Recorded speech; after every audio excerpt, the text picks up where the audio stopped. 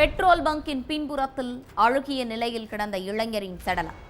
Government ID ப்ரூஃபை கொண்டு உயிரிழந்தவரை அடையாளம் கண்ட போலீசாரின் கேள்விகளுக்கு முன்னுக்கு பின் முரணாக பதிலளித்த மனைவி. அடுத்தடுத்த விசாரணையில் வெளியான பகீர் தகவல்கள்.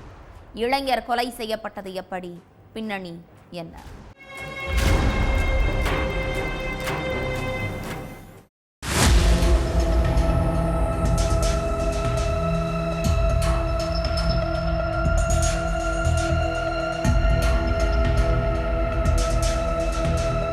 குருகிராம் பகுதியில பெட்ரோல் பங்க் ஒன்று இருக்கு.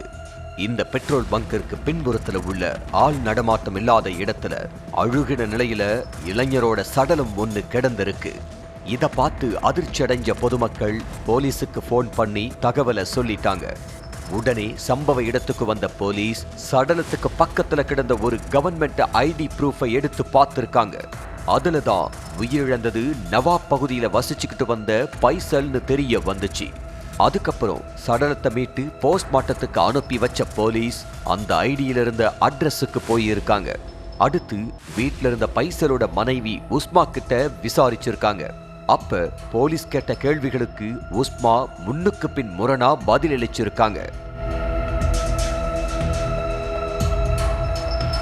இதனால அவங்க மேல சந்தேகம் அடைஞ்ச போலீசார் உஸ்மா கிட்ட விசாரிக்க வேண்டிய விதத்துல விசாரிச்சிருக்காங்க. அதுலதான் இந்த கொலைக்கான காரணம் என்னன்னு தெரிய வந்துச்சு. உத்தரப்பிரதேசத்தில் உள்ள நவாப் பூங்கா பகுதியைச் சேர்ந்த பைசலுக்கும் அவரோட சொந்தக்கார பெண் உஸ்மாவுக்கும் 2023ஆம் ஆண்டுல கல்யாணமாகி இருக்கு. திருமணமான முதல் 2 மாசம் உஸ்மா தனது கணவனோட வீட்டுல வசிச்சுக்கிட்டு இருந்திருக்காங்க. உஸ்மா தன்னோட கணவன் பேச்ச கேட்க மாட்டாங்களாம். தாய் யாஸ்மின் மற்றும் தாய் மாமன் ஆஃப்தாப் பேச்ச கேட்டுக்கிட்டு கணவனை தொடர்ந்து துன்புறுத்தி இருக்காங்க. இதனால குடும்பத்துக்குள்ள பிரச்சனை ஏற்பட ஆரம்பிச்சிருக்கு.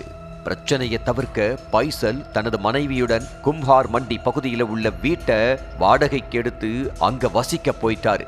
அப்ப உஸ்மா மறுபடியும் தன்னோட தாய் பேச்ச கேட்டுக்கிட்டு கணவனை ரொம்ப டார்ச்சர் பண்ணி இருக்காங்க. இதனால கான்பூர்ல இருந்து வெளியேறின பைசல் ஹரியானாவில் உள்ள குருகிராம் பகுதிக்கு தனது மனைவியோட குடி போயிட்டாங்க.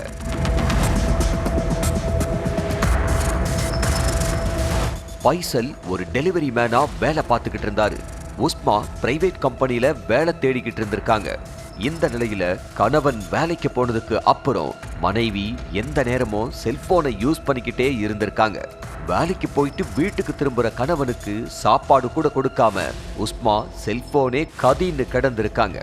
இதனால மனைவி உஸ்மா மேல பைசலுக்கு சந்தேகம் ஏற்பட்டிருக்கு. இந்த தம்பதிக்குள்ள பிரச்சனை வெடிக்க ஆரம்பிச்சிருக்கு. அப்ப நீ முன்ன மாதிரி கிடையாது, இப்பெல்லாம் எந்நேரமும் போன் தான் யூஸ் பண்ணிக்கிட்டு இருக்க, அடிக்கடி யார் கூடவோ போன்ல பேசுற, யாருன்னு கேட்டா சொல்ல மாட்டேங்கிற, நீ வேற யார் கூடவும் தொடர்புல இருக்கியான்னு கேட்டிருக்காரு பைசல். அதுக்கு உஸ்மா எந்த ஒரு பதிலும் சொல்லாம அமைதியா இருந்திருக்காங்க. இதனால இன்னும் கோபமான பைசல் மனைவிய போட்டு சரமாரியா அடிச்சிருக்காரு. இதனால கோபமான உஸ்மா தன்னோட தாய் மாமாவுக்கு போன் பண்ணி நடந்த எல்லாத்தையும் சொல்லி புலம்பி இருக்காங்க. இதை கேட்ட உஸ்மா குடும்பத்தினர் பைசல் மேல கொலை வெறியில இருந்திருக்காங்க. அந்த வெறியே பைசலை கொலை பண்ணவும் தூண்டி இருக்கு. சம்பவத்தன்னைக்கு பைசல் வீட்டுல தூங்கிக்கிட்டு இருந்திருக்காரு. அப்ப அவங்க வீட்டுக்கு போன ஆஃப்தாப் பைசலை போட்டு கொடூரமா அடிச்சிருக்காரு.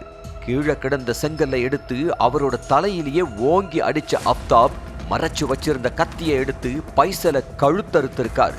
அதுக்கடுத்து கை நரம்பையும் அறுத்திருக்காரு. இதுல ரத்தம் அதிகமா வெளியேறி பைசல் சம்பவ இடத்திலேயே உயிரிழந்துட்டாரு. அதுக்கப்புறம் சடலத்தை உஸ்மாவும் அப்தாப்பும் வீட்டிலிருந்து 500 மீட்டர் தொலைவில் உள்ள பெட்ரோல் பங்க் பின்புறத்தில் உள்ள ஆள் நடமாட்டம் இல்லாத இடத்துல போட்டிருக்காங்க.